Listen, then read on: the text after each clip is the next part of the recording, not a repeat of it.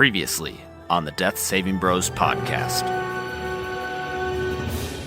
Manny goes dashing to meet Thad for the Pyrocross tryout.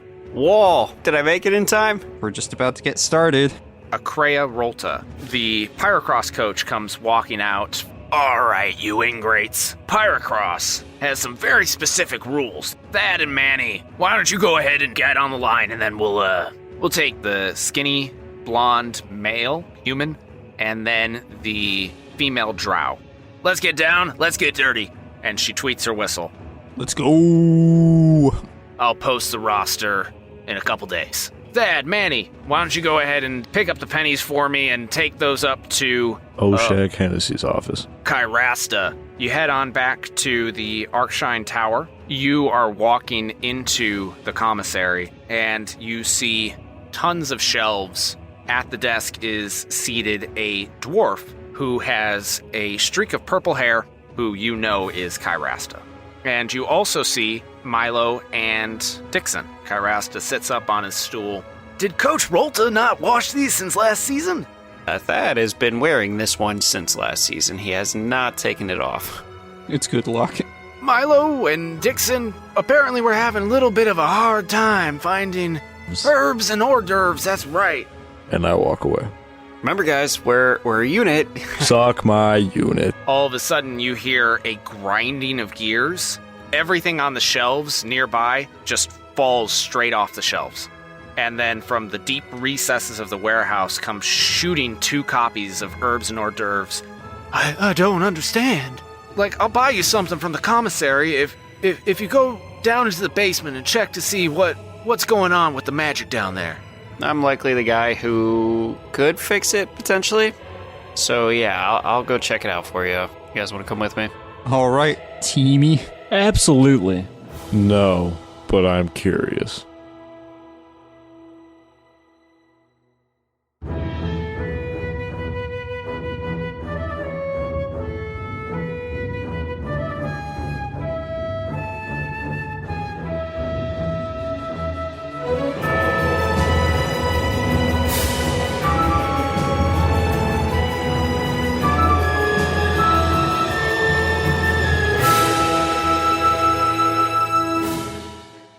Welcome to another episode of the Death Saving Bros podcast. I am your Dungeon Master, Paul Camper.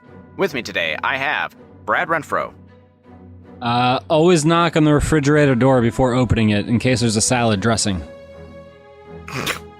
Matt Smith. Why does Sauron always pick up his phone immediately? Because he's all about the one ring. And Brad Richards. No. Just fucking no. Have you seen Rings of Power yet? I've only seen the first 14 minutes of episode 1. I thought I was going to say, I've only seen the first 14 seasons. No, they just started that, though. I'm excited to start it, but I heard it's like a slow grind, which is, Lord of the Rings, but...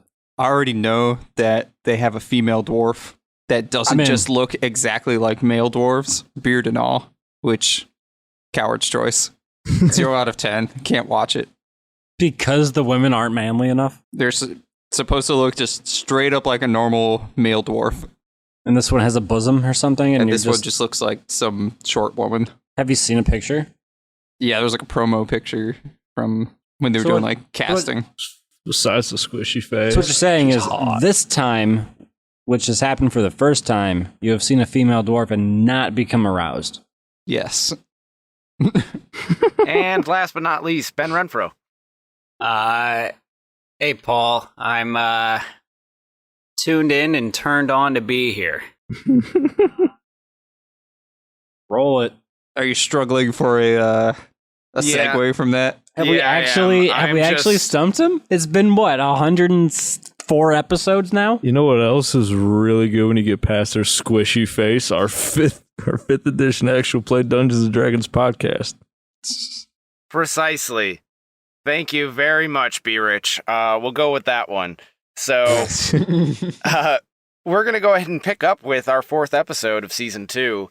What happened last time was that we were introduced to the sport of Pyrocross, which is a combination of baseball, football, and rugby, essentially.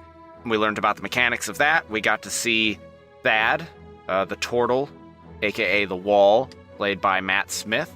And then Manny, I don't know what Manny's last name is off the top of my head. McQuaid.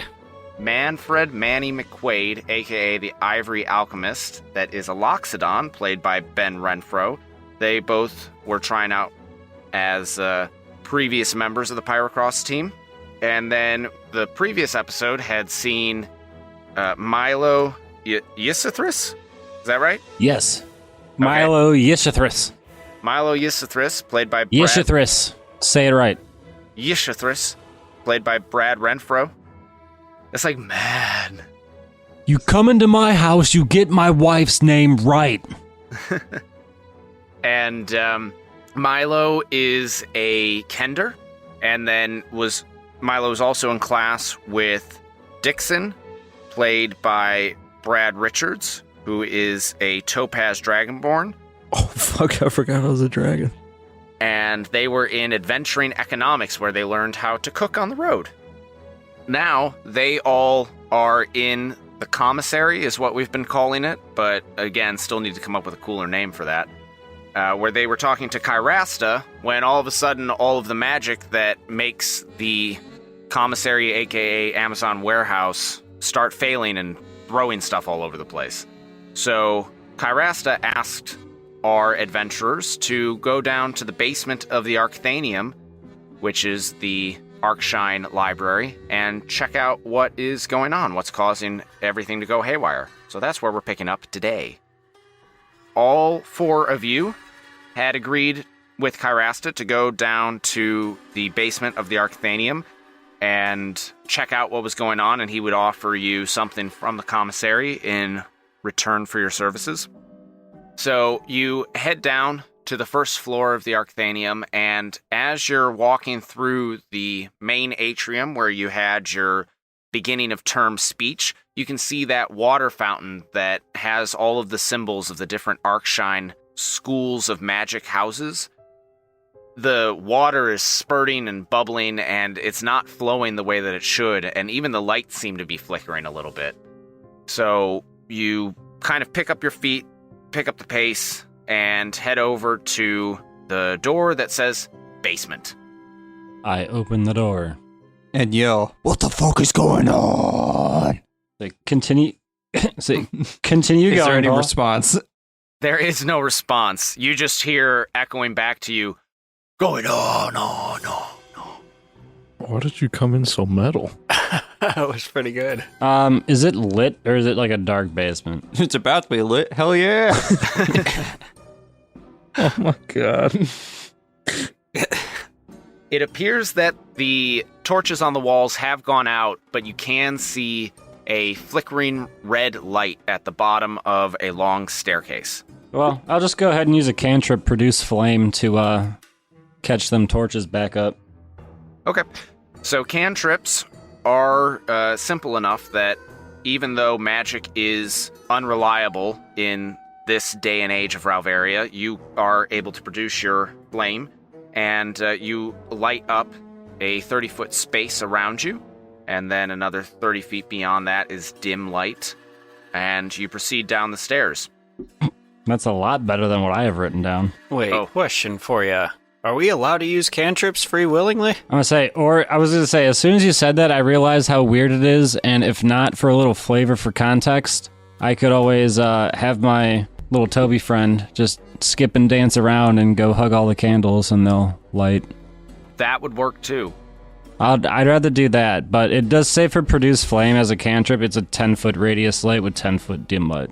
And then I can use it to attack that has a 30-foot range. Like, I can throw it after Yeah, I hit. just double-checked that. I was thinking of a torch.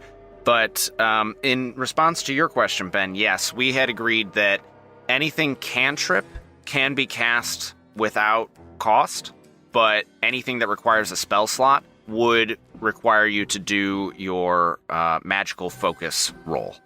Okay. Every time I've used my lightning lure to this point, we've put in the spell mechanics, but it is a cantrip, so Oh, is I think it's been like at least twice.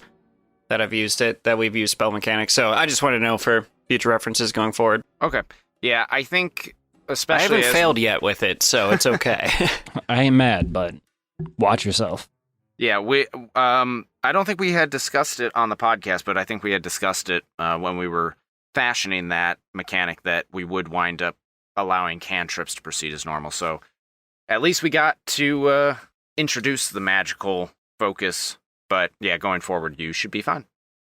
Anywho, you are moving down the staircase. Milo has both produced flame in his hand, but then he also summoned his friend Toby. That is a magical little spirit. And what shape is Toby in today? He's flying around just as like a little hummingbird type, like just a little bird, so he can fly around from the candle to candle and light our path as we're going. Cool. Toby's flitting around, going down the stairs with you. And out of curiosity, are you just marching straight down onto the landing at the bottom of the stairs, or are you proceeding cautiously, or how are you proceeding? If I'm first, I'm just kind of proceeding. We're proceeding confidently. So the wall's got our back. Nothing's sneaking up on us. An old rickety stair, you just step and go straight through the wood of it. Just eat absolute shit. And just slide all the way down in my shell. If you and I are ever caught on the same stair, it just breaks. Goddamn, yeah. How much do we weigh together? 800 some pounds. Not that That's much. it? Together? Well, yeah, you weigh like 450 and the Loxodon weighs 400. Yeah. Oh, sorry. Only half a ton between the two of us. God, I gotta eat a little more. Coach says I'm not thick enough. Just wait till balking season. Right. Coach Rolta won't stand for that. They're starving themselves right now to make weight. They're barely pushing 850, you know? Okay, so you proceed confidently down the stairs and you reach the landing. None of you have ever had any reason to come down to the basement before, but once you get down there, you see that the red light that you had seen flickering at the bottom is actually the mouth of a giant furnace. It is 5 times as large as Manny is, so it's absolutely massive. It's got pipes coming out of it 7 or 8 different ways and going up into the ceiling above. And then you also see another 3 similar furnaces that are currently not lit on either wall. And then behind this furnace that is lit, and I should specify it's in the center of this room, behind that furnace is a metal canister that is another 3 times as large as the main furnace. This canister has... It's not big pipes, it's little tiny pipes that are coming out of it like spider legs and just streaming across the ceiling above you. And you can just feel waves of magic coming off of it. So we get down there, we see all this going on, and so I guess if it's like, hey, something went wrong with this, like, whatever's going wrong in the basement, almost like, can we go, like, check the breaker box is kind of what we're doing, right? Like, just seeing if, like, we can fix whatever's wrong. So I guess I would like to try to make some sort of, like, perception or insight check of some sort to see if, like, I could noticeably tell if, like, with the magical thing that's going on, if there's, like, any fuses blown in some sort of, like, way or anything like that. Like, would I be able to perceive if there's like something like clearly like wrong with it? If you are going to proceed further into the room to go take a look at the giant metal canister that is putting off a bunch of magical energy, then I will describe to you what you're seeing as you come around that main furnace. So that main furnace is lit and there are no other lights down here. So once you start moving around that furnace towards the metal canister, the light starts to dim. And do you have dark vision? Hell no, I don't. All right, so suddenly it's dim lighting and you're having difficulty seeing what all is going on with this magical canister or whatever else is going on further back in the basement. That's with my fire? If you move the flame with Manny, or if you send Toby further back into the basement. Well, yeah, like as Ben was like, he was the only one speaking, but I mean, also, just walking down my character, I mean, I'm seeing a bunch of unlit furnaces. I'll be like, oh, this might be the problem, and I'll just go. My goal is to kind of go and check those out. Okay. See if there's anything in there too light, and if not, like, just, throw my ball, have Toby go and roll around in there a bit, start it up. So you're going for the furnace, not like the big, like there was like the separate thing that was like the magical looking fuse thing? If it looked like it could have been like a container it was opening, like I could open it and get anything out of it, then yes, but no. Just, if it's just like a little furnace kind of like flickering, I'm gonna go check out the other stuff. Wait, so I'm sorry, Paul, remind me then. So we have the furnace that had like the glow coming from it, and then there was another like bigger thing, right? Like you said it was like a... Yes. What word did you use to describe it? A giant canister. Gotcha. So that means that it can be opened. So you haven't actually inspected the canister yet. The layout of the room, as you can see it so far, is in the center of the room is one giant lit furnace. There are 3 unlit furnaces to your left and to your right. And then there is this giant canister that you can see behind the main the lit furnace in the center of the room. But in order to go and see what the metal canister looks like, you would have to proceed behind the furnace. So far, Manny is the only one that said that he would go check it out. Milo, you said that you and Toby would be going and lighting the other furnaces. Right. So, and you said that as we're getting closer, so if you're going to light the 3 unlit furnaces, essentially to have Toby jump in and roll around, you said if there was something to do with the furnaces, you would do it. Yeah, or we can just be talking as characters now. Well, I'm trying to describe what I wanted to do. And Paul, you said that as we got closer, that like the vision, even with like the lights that we had, like it got dimmer and darker. Yes, so once you proceed past the furnace that is lit in the room, you start to lose sight. But since Milo is going and sending Toby to start lighting the 3 furnaces on the left and the 3 furnaces on the right, that's going to add more light. So Milo is running around throwing flames into these furnaces, and Toby is flitting into the furnaces. You see a poof of flame, and suddenly you now have all 7 of the furnaces lit in the basement, and it is enough light that it is shining on the metal canister that Manny is standing in front of. You can now see that the metal canister, it does have a small door at about a human's thigh height, and then above that are dozens of knobs and dials. Do I like the door or do I like the buttons? Buttons.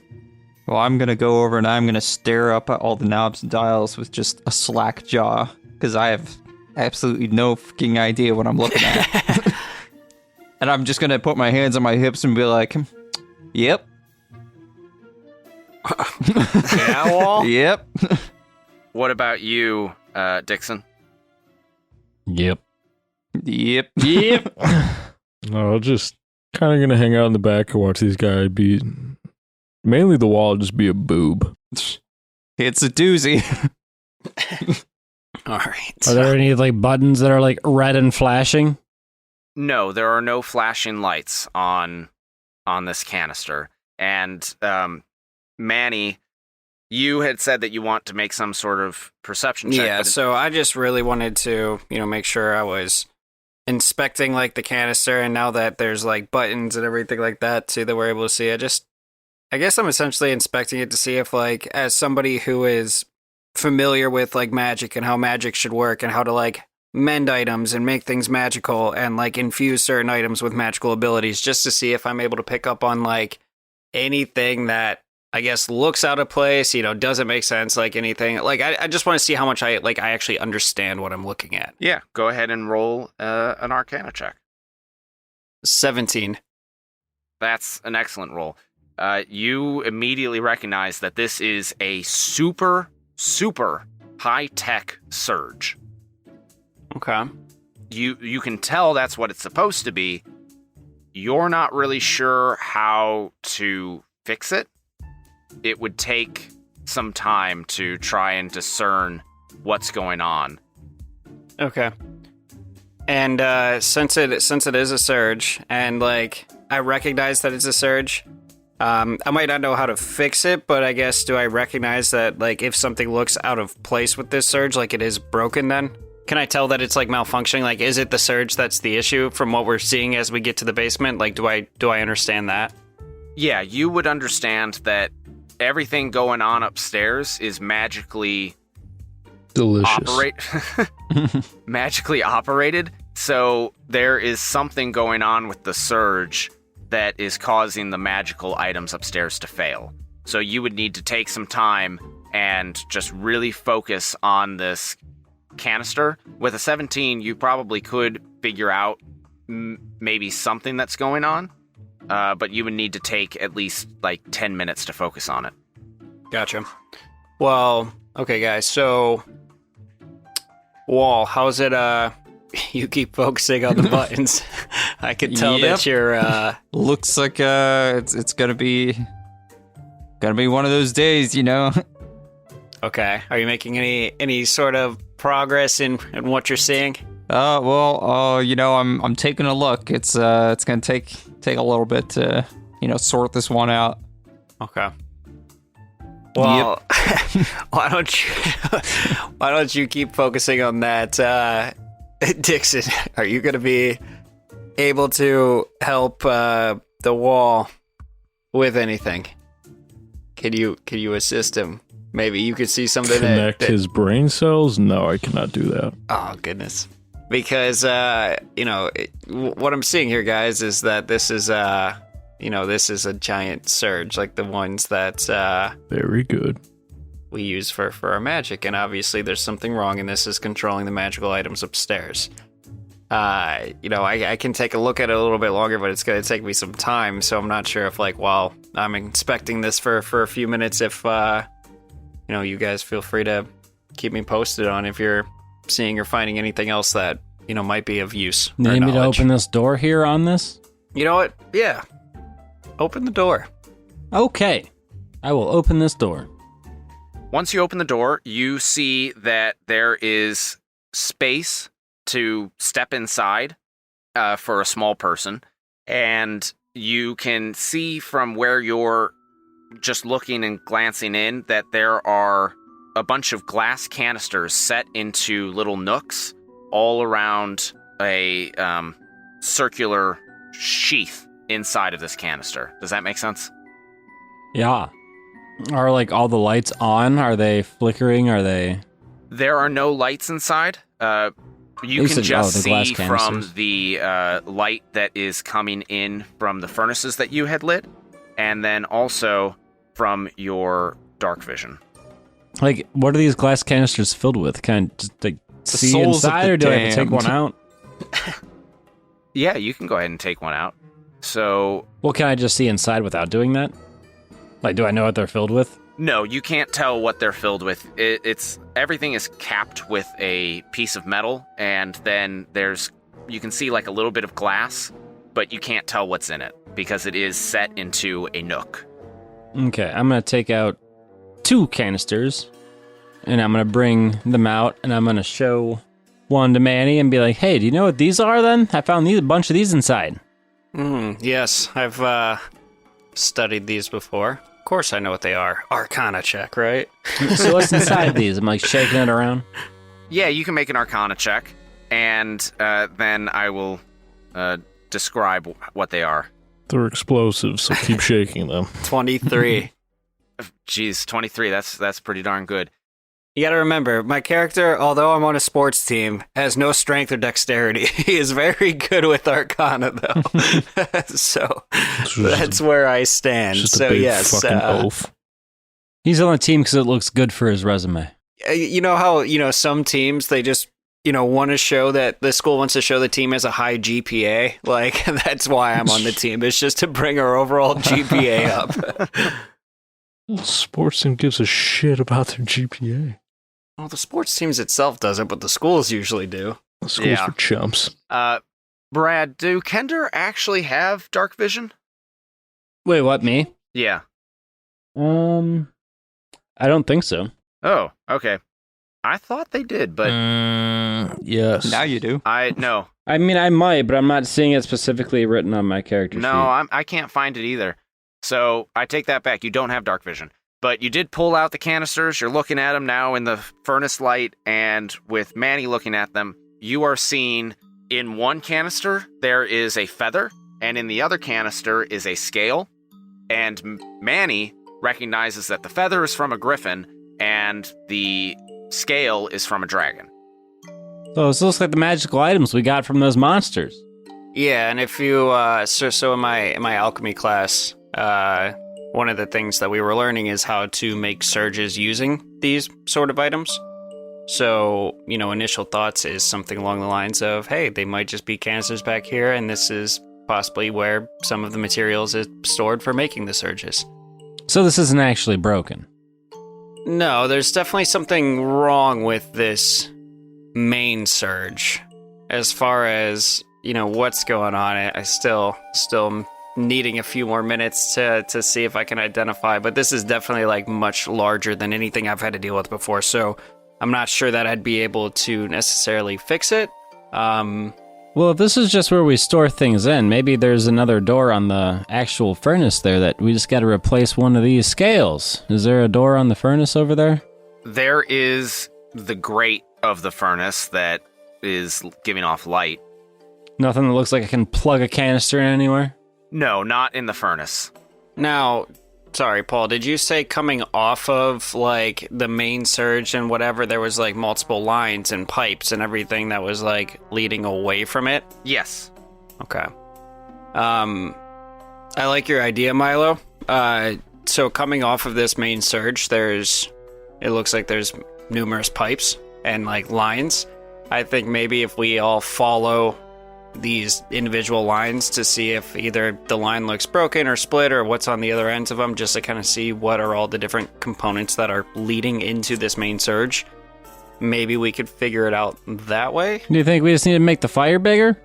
I mean, no, but Say, Toby, go in there and turn into a bear. but if that'd be kind of crazy to watch. One of the furnaces suddenly is leaking flame out of its grate as Toby turns into a bear. That's fascinating. And the whole furnace starts shaking. Good. I'd like to step forward to the canister and give it a rap on the side with my hands, and then step back and stroke my chin and go, Well, when you flick the glass canister... like the big one that we're all standing in front of, not like the big one. Okay, not the little glass canisters. Or glass tubes, I guess. Okay. Well, then there's a big, loud, dong, as you hit the big metal canister, and then, yes, you stand there in contemplation. Yeah, I don't know, guys. It's a tough nut to crack. So, would anything have happened when I was shaking the other canister around? If him flicking it was supposed to do something, apparently? Yes. I'm sorry, I must have missed that you said you shook it. When you start shaking the canister with the griffin feather, it crumbles into dust. Oh! I'm just gonna put that one in my pocket and pretend I never had it. That's why I grabbed two.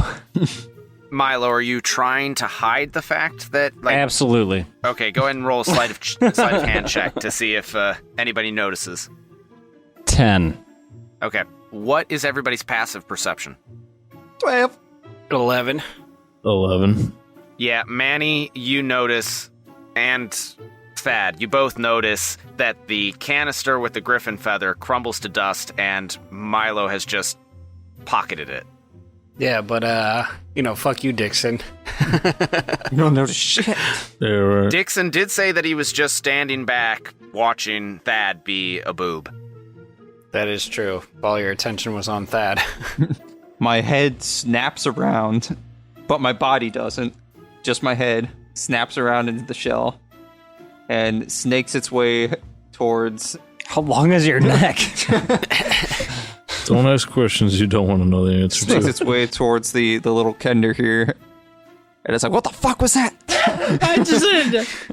I'm sorry. I was just shaking this up, and I'll go ahead and I'll pull the real one out of the other one out of my pocket. Be like, I was just shaking up the feather, and it just crumpled, and I don't know, and it broke. I broke it more. I'm sorry. Milo, well, What? do we learn our lesson about shaking vials? To not to? Do you think that you can not shake them, or should I hold on to those? Well, no, I'm not going to shake any more of them. I didn't know it would break. If you shake them, I will lock you in a closet with Dixon. You didn't know if you shook a glass vial, it would break. I know the feather would disintegrate. No. Okay? Just know your punishment, if it happens again, is some one-on-one time with Dixon. I would love that. Been trying to give him my friendship bracelet I made him. Speaking of Dixon, while you're off to one side, just kind of observing and smirking in disdain at these Idiot. classmates of yours as they're trying to fix this giant surge, you hear a soft shuffling off to your left behind one of the furnaces.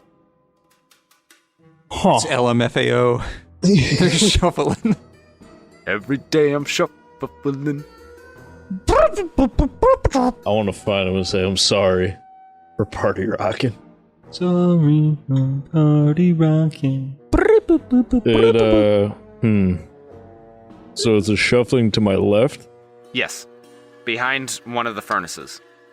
Is it a threatening shuffle, or is it kind of just like a shuffle?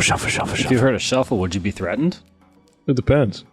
If it's a threatening shuffle, if it's a card shuffle, if it's the Iggy shuffle, if it's... I feel like any noise right now would just The be Cupid like, shuffle? The Cupid shuffle. It would sound like somebody dragged their foot across the floor. Ooh, it's a foot shuffle. I am not going to say anything, and I'm going to walk over to the canister, ready to fucking maul anything over there. Okay. Sneaky sneaks away from the group to investigate on his own. That was the last we ever heard of Dixon. So are you now actively keeping an eye on that area over there? Yeah, well... He's actively approaching it, is what he said. I'm going to shuffle my way over there. He moonwalks over. Yeah, I'll moonwalk over sneakily while kind of looking at it out of the corner of my eye while trying to be nonchalant about walking over there. Okay. Like, don't you shuffle at me. Yeah, don't you shuffle back. So, and then if I see something move, I will be ready to assault it physically. Okay. Go ahead and roll a perception check, and let me know what that is. This was a perception. Fuck! 16. Okay. I will keep that in mind as you moonwalk, shuffle your way over to the main group around the canister. You see the thriller move. And I will say that, Manny, now that you've had some time to kind of look at the dials and you've seen that the feather in the glass vial that Milo had been shaking had disintegrated, you start to kind of put two and two together, and you start to realize that some of the readouts on the dials seem to be low. You're starting to figure out that that's because some of the materials in the surge have burned out, like the griffin feather, and they've disintegrated and aren't working as they should. Try flipping them around and reinserting them. Blow on it. Yeah. Damn it, I was going to say blow on it. All right. Well, Thad, do you have any new updates from anything that you might have seen? Well, it's coming along here. I think if we just, we all put our heads together like a team, we'll be able to sort this out. Gosh, Yeah, you are teamwork. Okay, guys, I smart. think I know what's going on. What's your guys' intelligence? 10. Okay. Just out of curiosity. I think I know what's going on. Similar to how when Milo ruined the feather with his mishandling, and lackadaisical. I thought you just told us they were already burnt up. I didn't do nothing. So Well, after he fucked up tremendously, it helped me to realize I didn't fuck up tremendously. that just similar to how when Milo shook it and the feather disintegrated, the materials that are in the actual surge, you know, powering the upstairs, are also burning up, which might have caused like a spark or a flare, which is what caused all the books to possibly shoot out upstairs. And I think that that is where the issue might be, is that the materials are burning up inside. So, Milo, that room that you checked out where you brought the vials from, were there more materials back there that we could possibly feed into this? I mean, the whole thing was just full of these glass tubes, so I guess we don't know which ones burnt out and which ones didn't unless you shake them. Well, more saying like in the actual surge itself. Like There's I said, so many of these. I've created surges on a much smaller scale. Oh my god. Using some of these materials, but nothing to this size, so I'm not exactly sure how much we'd have to add of the materials that burnt up, but we could make an effort to fix things, because it doesn't seem like the dude upstairs has any idea what he's doing or talking about. So I'm not sure. Is there like a maintenance man or a janitor that, you know, would take care of this? Do we just need another actual griffin job. feather? Like, if we're at a kind of like a school that has magic, somebody should know how to like fix this, right? Should we attempt to do this, or should we go like find whoever's job it is Manny, to fix it? Wait, Manny. why did he send us down here in the first place and didn't call somebody else? Yeah, man. If they had a person for this, they wouldn't have sent 4 delinquent students down here. Delinquent? What are you talking about? Dixon, yeah. you see the gleam of a green eye behind the furnace where you heard the shuffle. How close am I to this eye? You are 60 feet from the eye. Green eye means they're envious of how great a job we're doing. God, Jesus Christ. This does feel like the remedial math class all over again. Are these, is this contraption fragile by chance? It is filled with glass. But is it fragile glass? I don't know, you could find out. Oh, chuck a hand axe at it. Would it shatter? Yes. Fuck. But the thing that has the green eye is nowhere near glass. Yes, so the green eye is back by the staircase behind one of the furnaces.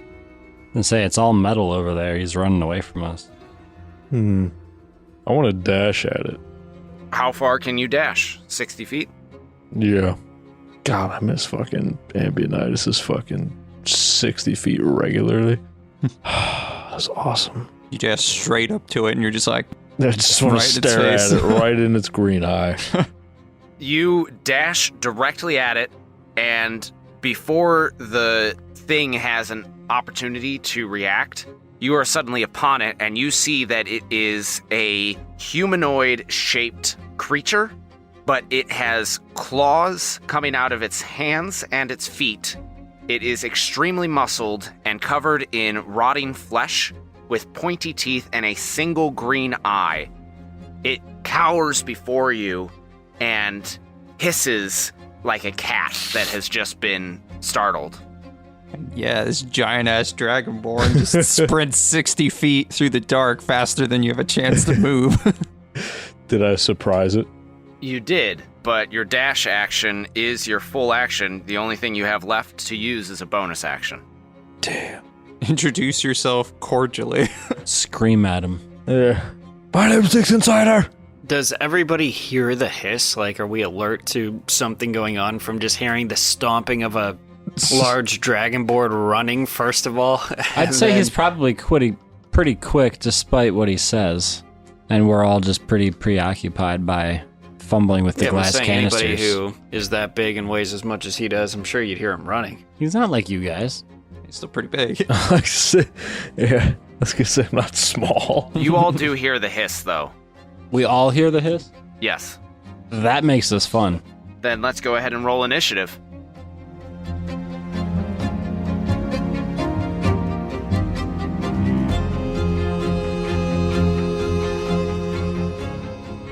Let me just scooch in here a moment to say, hello, I'm Paul. I'm your DM, and I have a couple things to tell you about this week. First things first, registration for the Patreon exclusive physical rewards that are coming this summer is officially closed. But now we can start registration for the winter rewards.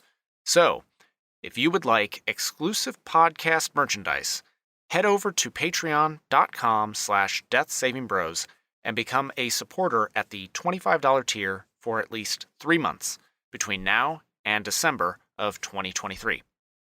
We, of course, have other content available on Patreon, and that starts at as little as $2 a month, including bloopers, extra episodes, and special lore posts. But we love promoting the physical rewards because they are very cool. Previously, we've had canvas maps printed, and last fulfillment included a dice tower and tray made from solid ash wood. So, just very cool stuff that we really want you to have. Of course, we also recognize that sometimes people are interested in just perusing merch at their own leisure. That's why we have merchandise available at redbubble.com. All you have to do is search Death Saving Bros to find t-shirts, hoodies, notebooks, and more with our logo, our character art, and other cool call-outs from the show. We'll be updating the shop soon with new art from the current season, so stay tuned for that. You might even see one of Dixon's band t-shirts make its way on there. And what's more, we're currently looking into buttons that will match the school house crests that we posted on social media. Shout out to Ryan for that idea. Right now, it's looking like if we do go that route, it'll have to be a special order done separately from Redbubble. So if you'd be interested in getting your hands on some Arcshine inspired buttons, let us know on social media and we'll try to make that happen. You can find us at Death Saving Bros on Instagram, Twitter, Facebook, and Reddit. And since I did just give a shout out to Ryan, let's go ahead and recognize all the others that support us and have made this show possible. Those who have joined our Patreon at the $5 tier get a shout out at the end of the show, but the following individuals have pledged to support us financially at the $10 tier or higher, so they get their supporter shout out right now. Ryan Cushman, Gene L. Jackson, and Gavin Knox. Thank you all for your support. Also want to take a moment to thank Thrill Billy, where the L's are the number 1, Fruit Punch Boy, and that Faux King guy, though we all know Faux is pronounced Pho, so very clever, for their reviews on Apple Podcasts. We're not going to be reading their reviews on the air this season, but us hosts just wanted to take a moment to thank them because we love to see new people joining the adventure, and we know that those reviews help bring in other folk to the show. So, if you're out there listening and you haven't yet left a review, but you've enjoyed the show, please consider sharing your thoughts on Apple Podcasts, Stitcher, or Podchaser. We'd also love if you left a 5-star rating on Spotify, since they now have that feature, but they don't offer full reviews. But enough of that. I appreciate you taking the time to listen to me in the middle of the show, and I hope that you enjoy the rest of it. Without further ado, we now return you to your regularly scheduled programming.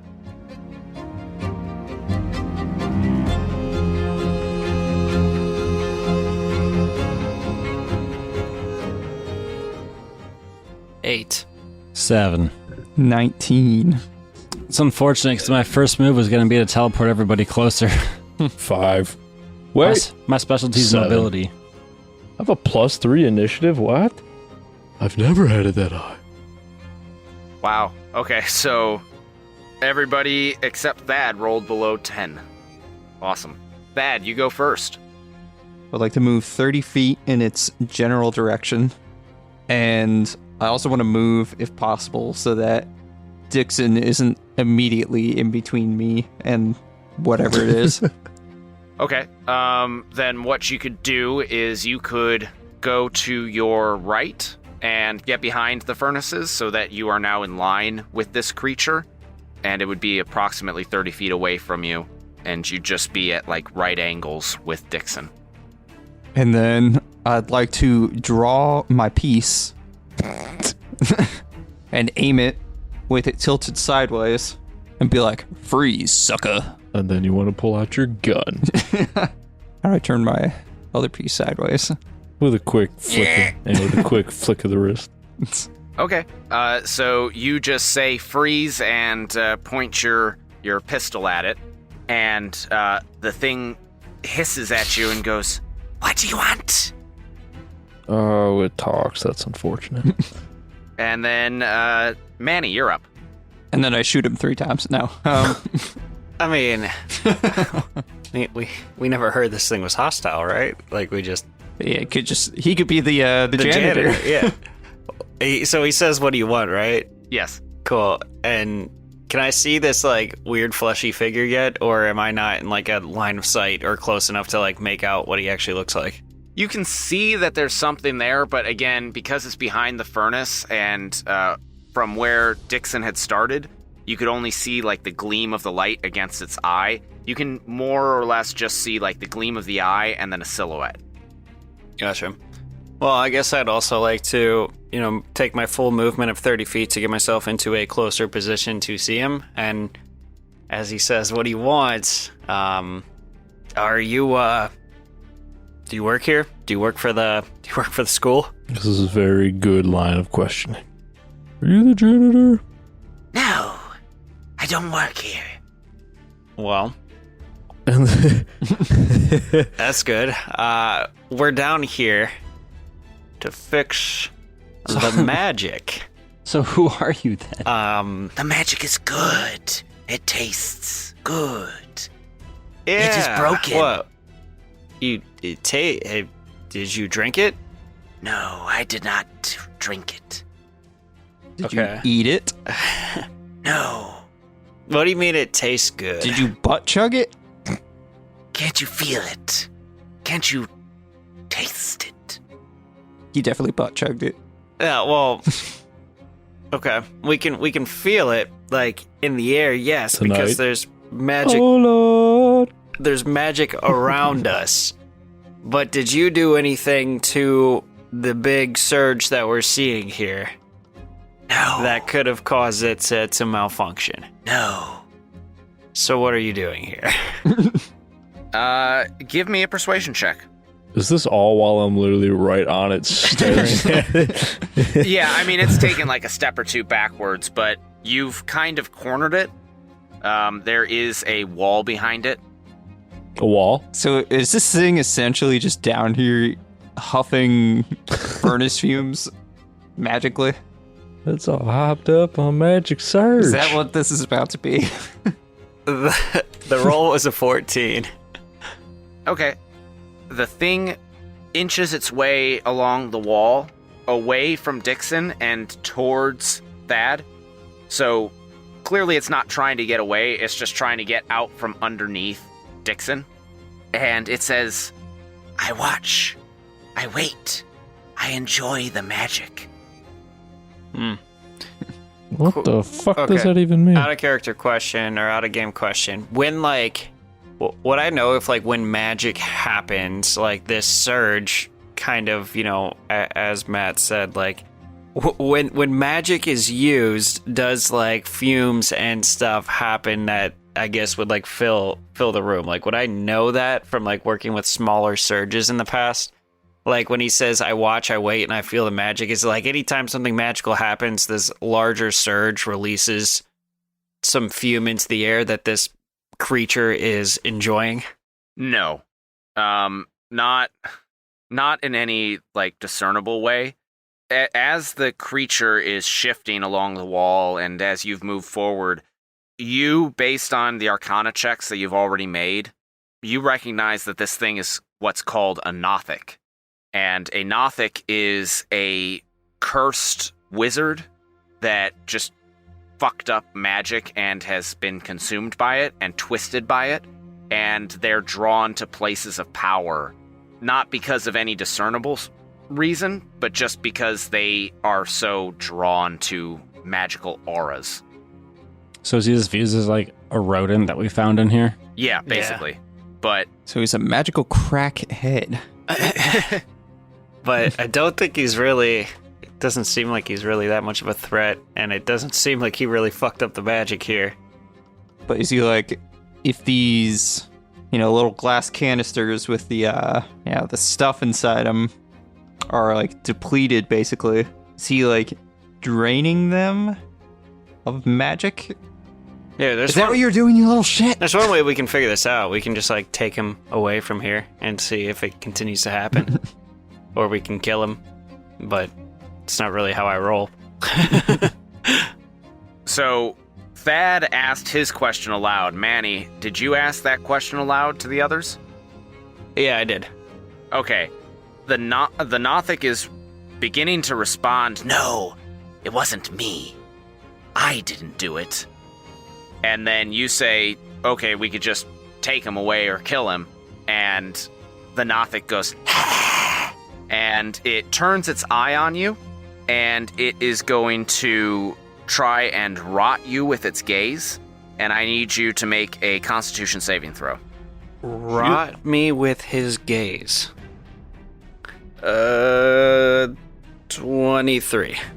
Okay, you save against the necrotic damage that it tried to curse you with, but it is going to leap 12 feet into the air and claw onto the furnace in front of it, and it's going to start scaling up into the ceiling. Damn, it's got a 12-foot vertical? How tall is this thing? It's human size. Well, damn. Well, he also tried to rot me with his gaze. I guess that's impressive, too. All right. And then we'll go ahead and, Milo, it is your turn. Well, I guess if he's running away, he's going up into like an area that we can't see well? Or is that something where he's going to disappear up there? Yes, that would be out, for anybody that doesn't have dark vision, it would be outside of your, line of sight. Okay, Right now, the Nothic is at the edge of where you can see, based on the light. But next turn, he would be out of sight. Okay, well, I guess my immediate concern would be to stop him from moving. So I'm going to try to run over to him. I have a 30-foot range. And if I just move within 30 feet of him, is that, like, if I move 30 feet, am I within 90 feet of him? Yes. Yeah, the Nothic is now 30 feet up in the air, crawling up the furnace, but you are easily able to run within 90 feet of that space.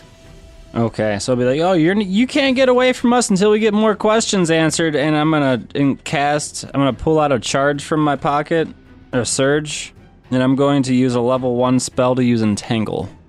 Oh yeah, that's right. You stole a surge from the commissary. Mm-hmm. All right. So how does Entangle work?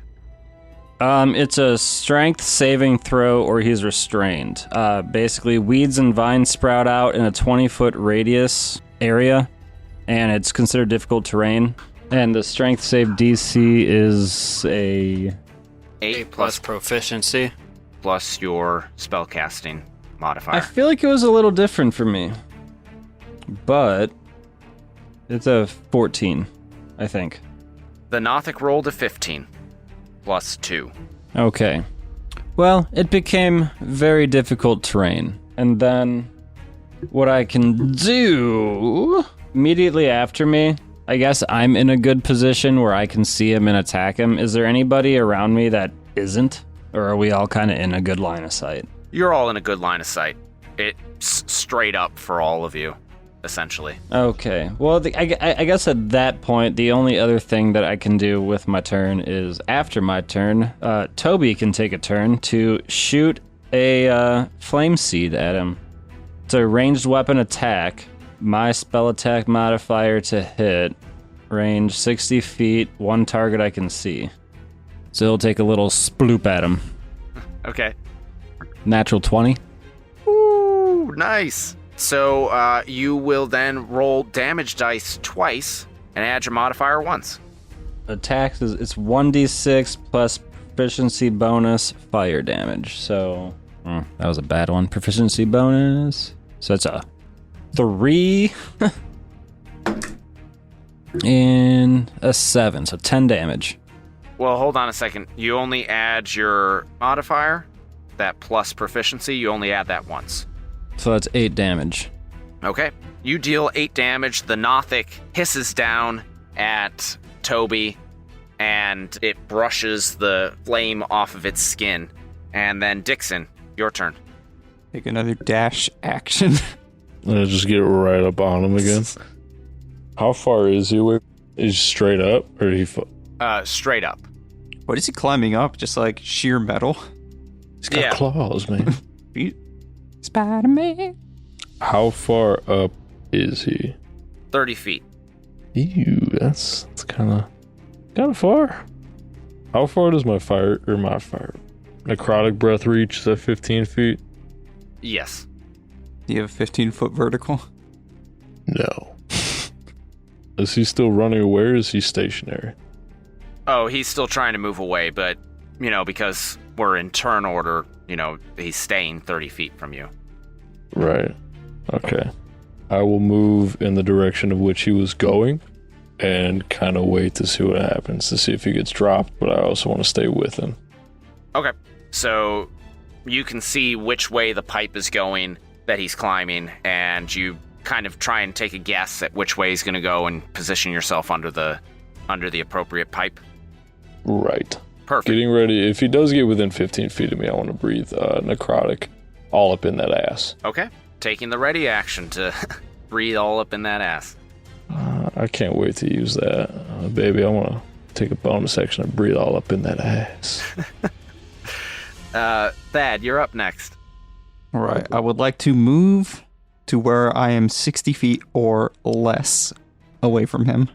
Okay. If possible. Already, yeah. You move 30 feet and you are there. And then I would like to shoot him. With your sweet load? Yes. It's a pretty good distance. Crap. So I rolled it, and I saw it was a 4. Or I saw a 4, and then I picked it up, and it's slanted, and 4 and 14 are right next to each other. It was definitely a 14. Sounds like a reroll to me. Okay, now it's definitely a 16. Plus 5 for a 21. Okay, a 21 will hit. Roll for damage. Alright, that's going to be 7 for damage. Okay. 74? Yes. No. Man. And then I'm going to say y'all aren't the only ones with surges, and I'm going to action surge. Boo. Because I am a fighter. Nice. And then I'm going to use my second action, and you'll never guess what I'm about to do. I'm about to shoot him.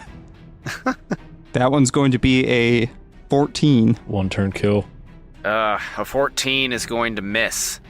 The Nothic is going to screech on the metal as its claws dig in from the first shot, and it drops out of the way of your second shot as it seems to be reeling in pain, and it's going to hiss down at you. I am not the one you're looking for. Who are we looking for? You're the one we got. Well, you also tried to blast this guy with your spooky ray beam, and it's all about the team. Picked me up with his mind powers and shook me like a dog. Shook me like a dog. Manny, you're up. Mama, there's a gator in the house. Get that damn gator, boy. So how many feet away from him am I, roughly? 30, 40 feet. Okay, Did cool. you say he fell off, like he dropped off of the pipe? No, he just screeched down just a little bit. It's flavor text. Ah. Okay. Okay. What flavor? Well, can I... Who are we looking for, then? Do you know what's going on? The Muffin Man. And while I am waiting for his response, I would like to move kind of directly... So if he's like 30 or 40 feet from me, Dixon, are you... Like, is Dixon in the path between me and this creature, then? Yes. I mean, he has positioned himself under the pipe, so if the Nothic falls, he'll be able to breathe all up in its ass. And you said the pipe was like, what, 15 feet off the ground or whatever? From what he jumped, or 12 feet? 30. The Nothic is 30 feet straight up on this pipe. Well, I'd still like to move in position closer to, or kind of right up behind Dixon. as I see that he has positioned himself. And I guess while I am confirming what I'm going to do, now that I'm in this position, does he respond at all when I ask the question? Let's see if the Nothic actually feels like talking to you, since you've been blasting his ass.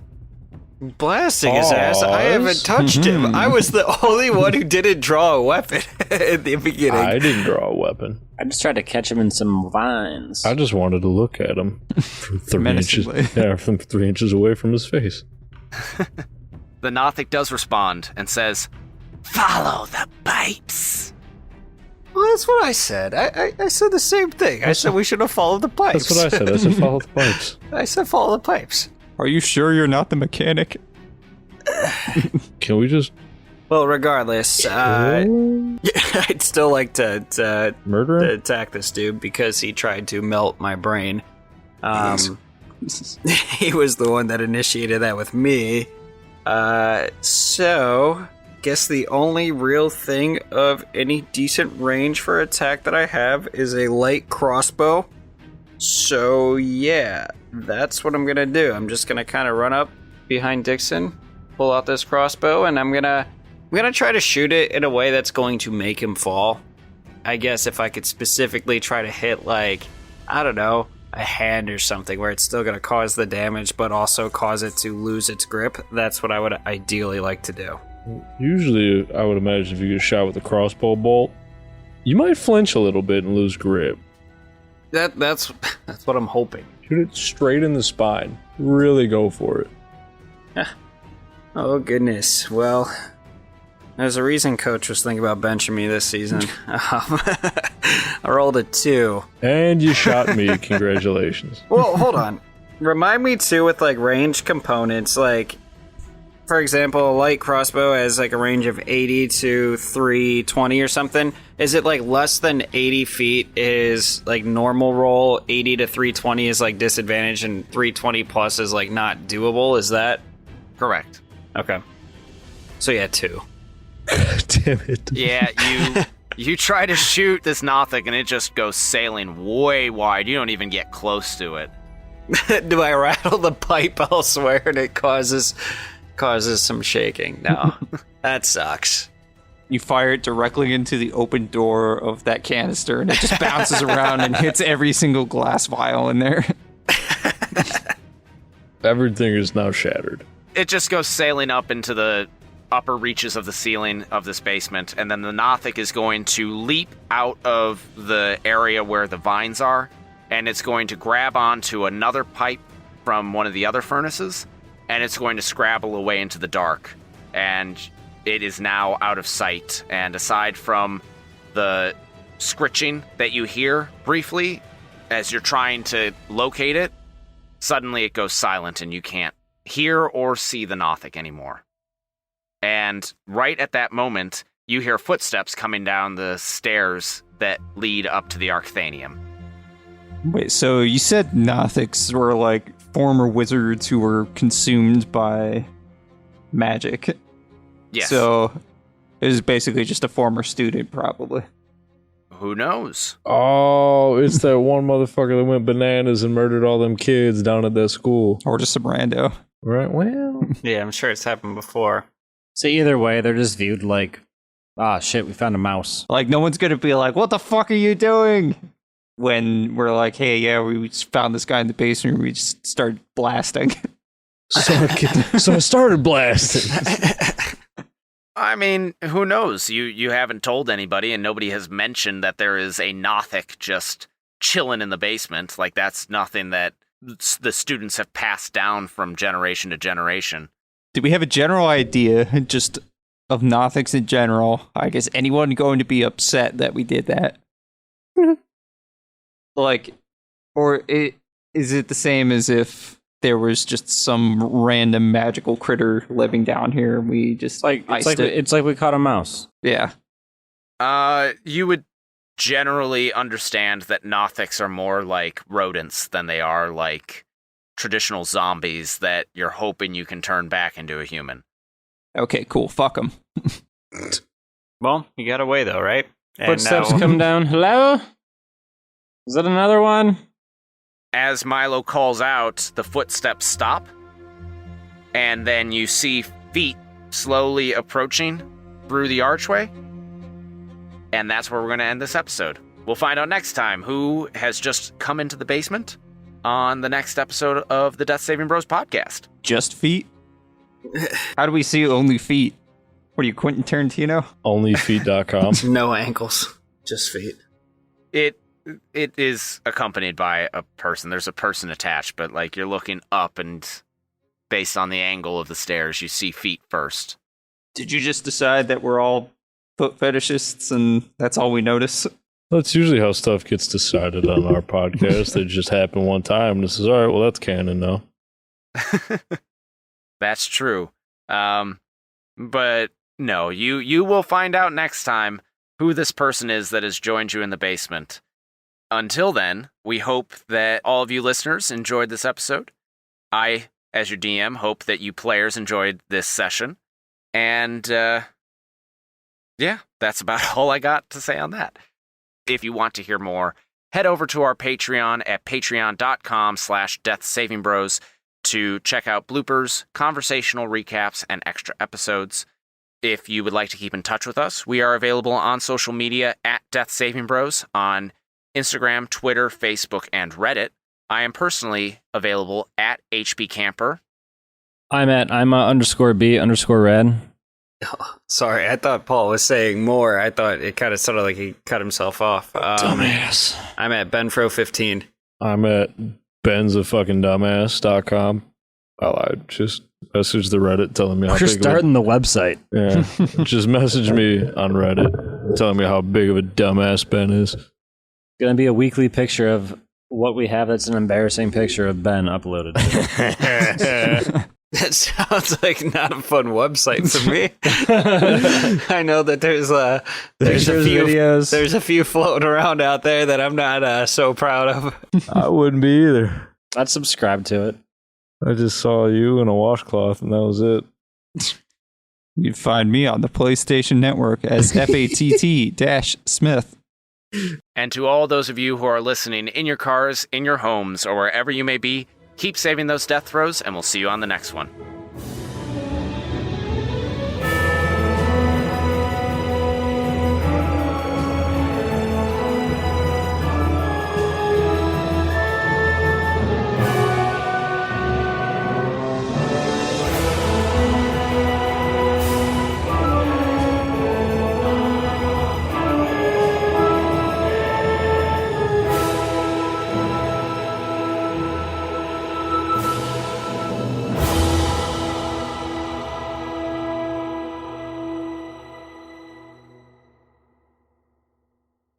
This episode was made possible by our patrons.